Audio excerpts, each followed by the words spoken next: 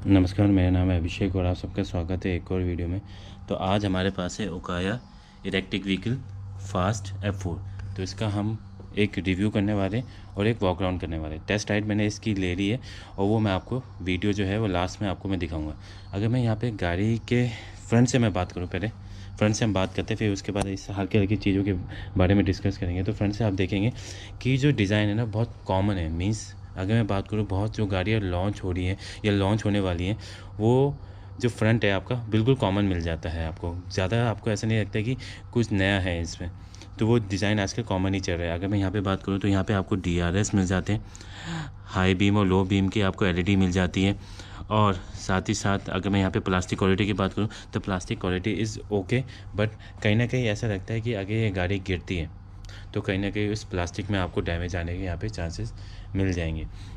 इसी की तरह मैं अगर मैं नीचे सस्पेंशन की बात करूँ तो यहाँ पे आपको फ्रंट में टेलीस्कोपिक सस्पेंशन मिल जाते हैं और स्टील रिम मिल जाते हैं जो कि 90/90 12 इंच के।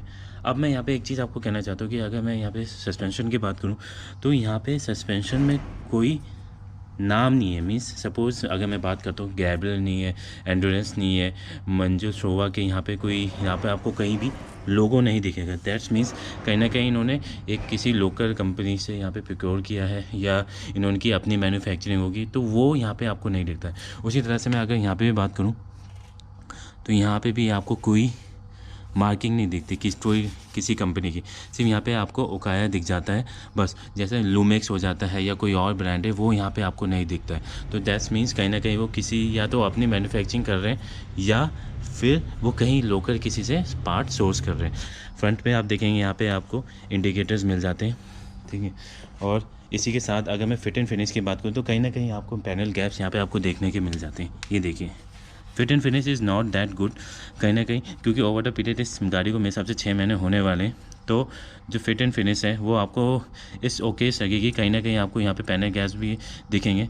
तो यहाँ पे अगर मैं उसके बाद अब साइड प्रोफाइल में आऊँ तो यहाँ पे साइड में देख सकते हैं जो फोर बोर्ड है वो थोड़ा ऊंचा है ताकि आपकी जो बैटरी है उसको सेफ गार्ड कर सके। अब इसके बाद हम इस मीटर के बारे में बाद में बात करेंगे। और यहाँ पे आपको 2 शीशे मिल जाते हैं, लेफ्ट एंड राइट वाले। और स्विचेस की जो क्वालिटी है इट इज़ ओके, मीडियोकर है, मीन ज़्यादा आपको इतना अच्छा नहीं लगने वाले। और इसी के साथ जो यहाँ पे आपको हाई बीम लो बीम मिल जाते हैं, आपको टर्न इंडिकेटर्स मिल जाते हैं, हॉर्न मिल जाता है, साथ में साथ हज़ार्ड लाइट भी मिल जाती है आपको, और ये लाइट ऑन करने के लिए मिल जाता है। और इसी के साथ यहाँ पे आपको फिर से दोबारा इन्होंने हॉर्न दिया हुआ है। और यहाँ पे आपके इको सिटी स्पोर्ट्स मिल जाते हैं और यहाँ पे रिवर्स करने के लिए मिल जाता है। अब मैं यहाँ पे एक चीज़, एक एर्गोनॉमिक्स पॉइंट ऑफ व्यू से बताना चाहता हूँ कि जो हैंडल है, अगर मैं यहाँ पे हाथ रखता हूँ तो ये जो है मुझे थोड़ा सा छोटा लगा है। इसको थोड़ा सा और बड़ा कर देते हो ज़्यादा सही रहता, क्योंकि हम जब यहाँ पे आप इसको हैंडल मतलब पकड़ते हैं तो वो पूरी तरह से नहीं आता, आपको थोड़ा सा डिस्कम्फर्ट फील होता है। तो वो थोड़ा सा यहाँ पे इशू आता है आपको, बाकी ठीक है। अब इसी तरह से अगर मैं यहाँ पे बोलूँ, थोड़ा बहुत आपको स्पेस यहाँ पे मिल जाता है, बट इतना नहीं मिलता। आप अपने छोटे मोटे चीज़ें यहाँ पे रख सकते हैं। और यहाँ पे आपको अगर कुछ सामान टांगना है तो वहाँ पे, अब देखिए ये पीस तो मेरे हिसाब से टूट भी गया है कि 6 महीने हुए नहीं इसके लिए टूट गया। अब यहाँ पे मैं लॉक की बात करूँ तो 6 महीने में इस लॉक के साथ बहुत बार हमने सर्विसिंग करवाई है और कभी कभी ये रस्ट भी हो जाता था और साथ ही साथ ये बहुत बार अटक भी है, तो इसमें इशू आए हैं। और इसी के साथ अगर मैं सीट की बात करूँ तो seat is comfortable, but comfortable किस सेंस में, अगर आप गाड़ी चला रहे हैं तो आपको जो कंफर्ट है वो आपको बहुत अच्छा है। यहाँ पे देखिए कशनिंग बहुत अच्छी मिल जाती है, ठीक है। बट मैं इसी के पीछे की बात करूँ तो यहाँ अगर आप पीछे बैठे तो आपकी जो कमर है वो बहुत बुरी हालत होने वाली है, क्योंकि जो कशनिंग है इतनी अच्छी नहीं मिलती यहाँ तक।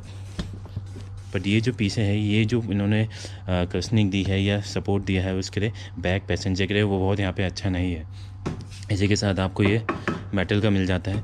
पीछे के आगे मैं डिज़ाइन की फिर से बात करूँ साइड में, it is very much similar. Means जो गाड़ियाँ आ रही हैं या आने वाली है, हमारे यहाँ पे मानेसर में बहुत सारी गाड़ियाँ टेस्ट होती रहती है, तो कहीं ना कहीं जो है मुझे ऐसा लगता है डिज़ाइन आपको बहुत कॉमन ही मिल जाता है। अब यहाँ पे आपको भी फुट पैक मिल जाता है और यहाँ पे एक कवर दिया हुआ है। BLDC मोटर मिल जाती है आपको, बस DC मोटर मिल जाती है 2500 वाट की। और इसी के साथ आपको यहाँ पे 2 बैटरी मिलती है। 2 बैटरी आपको 72 वाट की मिल जाती है और 30 AH की मिल जाती है। अगर मैं यहाँ पे बात करूँ पीछे वाले तो सस्पेंशन की, तो पीछे वाले में आपको यहाँ पे स्प्रिंग लोडेड मिल जाते हैं and the ride quality is not good. मैं let me tell you, ride quality सच्ची में अच्छी नहीं है। अगर आप इसको गड्ढे में ले जाते हैं तो यहाँ पे इतनी अच्छी आपको राइड क्वालिटी नहीं मिलती है। और इसी के साथ में अगर यहाँ पे हम टायर की बात करें, पीछे वाला भी जो टायर है वो 90/90 के मिल जाते हैं और 12 इंच के। बट एक चीज़ मैंने देखी है कि गाड़ियों में कि अगर आप देखेंगे तो टायर का जो डिज़ाइन पैटर्न है it is very much common with front के साथ आप देखेंगे तो फ्रंट के साथ भी वही डिज़ाइन आपको मिल जाता है। तो मुझे कहीं ना कहीं लगता है कि ऐसा क्यों इन्होंने किया है। मोस्टली जो आईसी इंजन में वहाँ पे आपको अलग मिलता है क्योंकि ये वो इंजन पीछे है, बट यहाँ पे इस चीज़ में अगर थोड़ा सा रिसर्च करना पड़ेगा कि उन्होंने डिज़ाइन जो है आगे का और पीछे का कॉमन रखा हुआ है। और एक चीज़ और ऑब्जर्वेशन, जब आप गाड़ी को चलाते हैं और बहुत लंबी राइड से आते हैं तो ये जो मोटर है बहुत ज़्यादा हीटअप हो जाती है, तो इस चीज़ का मिला। पीछे भी अगर देखेंगे, पीछे भी आपको एलईडी मिल जाती है, इंडिकेटर्स भी आपको यहाँ पे दोनों एलईडी मिल जाते हैं और ये आपको पीछे का फुट पैक मिल जाता है, ठीक है। अब ब्रेक्स की बात करें तो ब्रेक्स यहाँ पे आपको दोनों आगे और पीछे 110 mm के मिल जाते हैं। एंड ब्रेक इज़ गुड, जो ड्रम ब्रेक है इजीली आप इसको मेंटेन कर सकते हो और चला सकते हो। अगर मैं स्पेस की बात करूँ तो पीछे यहाँ पे स्पेस बिल्कुल नहीं है कुछ भी रखने के लिए, सिर्फ आप यहाँ पे अपने छोटे मोटे कागज़ हैं यहाँ पे रख सकते हैं और बाकी इसके नीचे एक बैटरी आ जाती है। अगर मैं यहाँ पे इसको हटाऊँ तो आप यहाँ पे इसमें यहाँ पे बैटरी देख सकते हैं, थोड़ी गंदी है गाड़ी तो यहाँ पे आप देख सकते हैं यहाँ पे 1-2 बैटरियाँ यहाँ पे लगी हुई हैं और दोनों फिक्स्ड हैं। तो ये पूरी जो बैटरी है वो मेटल की है और इसी तरह इसके ऊपर इन्होंने कवर रखा हुआ है ताकि डस्ट ना। ये गाड़ी इसको भी हम इसे धोते भी नहीं, थोड़ा सा डर रहता है कि कहीं ना कहीं आग ना लग जाए। तो प्लास्टिक क्वालिटी जो है वो इतनी अच्छी नहीं है आपकी, ठीक है, इन कंपैरिजन टू। अगर मैं टीवीएस के हीरो की बात करूँ उसके कंपैरिजन में तो plastic quality is not good.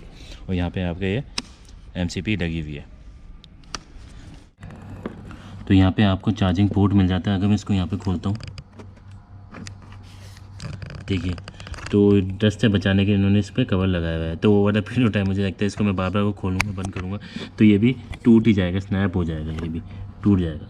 अब आप रिकमेंडेड कूल टायर प्रेशर की बात करें तो फ्रंट में आपको 26 PSI मेंटेन करना है, पीछे वाले में आपको 28 PSI मेंटेन करना है अगर आप अकेले चल रहे हैं, और अगर आप पिलन के साथ चल रहे हैं तो वहाँ पर आपको 28 मेंटेन करना है फ्रंट में और पीछे वाले में 36 PSI मेंटेन। इसी के साथ अगर मैं लोडिंग कैपेसिटी की बात करूँ तो मैक्सिमम लोडिंग कैपेसिटी यहाँ पे 150 kg की मिल जाती है।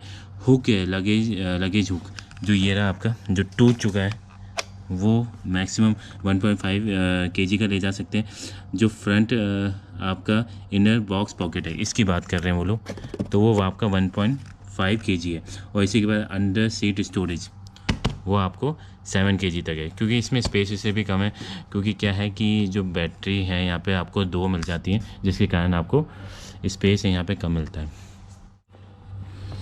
इसी के साथ कुछ ऑब्जर्वेशन मैंने यहाँ पे नोट करे, जैसे आप यहाँ देख सकते हैं कि ये यहाँ पे केबल जा रही है। ये जो केबल है वो इस मोटर की है, ठीक है, तो इस मोटर में जो है वो कनेक्ट हो रही है। तो कहीं ना कहीं मुझे ऐसा लगता है ये एक्सपोज है, कहीं ना कहीं इसको एक कई दूसरे तरीके से छुपा देते तो वो ज़्यादा सही रहता।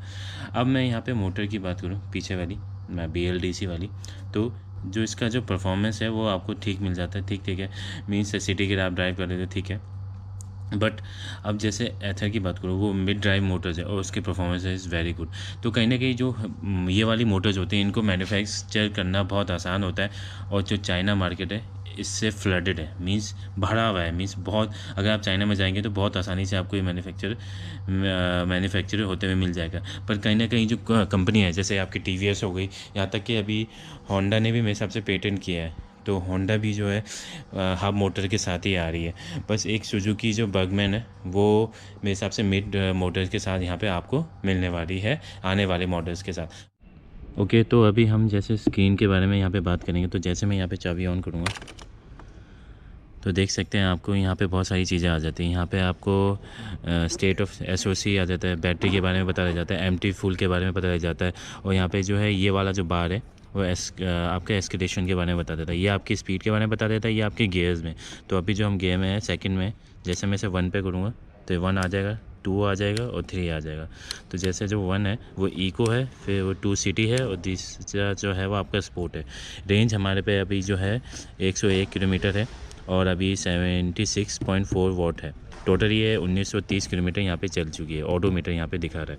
अगर मैं इसको अभी स्टैंड में दिखाता हूँ, स्टैंड में खड़े होने के बाद किस तरह से इसकी मोटर का जो है वो अभी वो करता है, एक बार स्टैंड में लगाते हैं। तो अभी क्या है कि जैसे ही मैं इसमें रेस दूंगा आप देखेंगे तो ये इसका जो बार है वो ऊपर जाने लग जाएगा।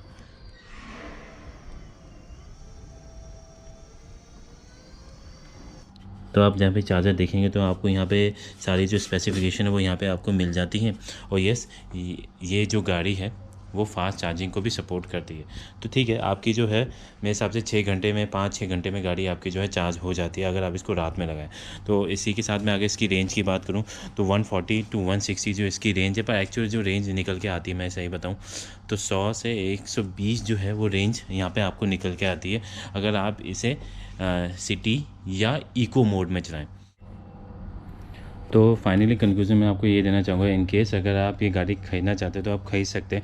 अगर आप सिटी में या ऑफिस गोयर एक तरह से मीन्स डेली ऑफिस आप जाते हैं तो इस गाड़ी को आप यहाँ पे कंसिडर कर सकते हैं। बट इसी के साथ अब क्या है कि आपको अगर थोड़ा सा वेट करें तो और जो ब्रांड है वो अभी गाड़ी लेके आने वाले हैं। मीन्स अगर मैं बात करूँ, होंडा भी आने वाले है इसी सेगमेंट में, बजाज भी आने वाला है बहुत जल्दी। जो ट्रांजिशन है आईसी इंजन से इलेक्ट्रिक में वो यहाँ पे बहुत तेज़ी से दिख रहा है, और काफ़ी जो ब्रांड है वो यहाँ पे आपको मिल जाएंगे।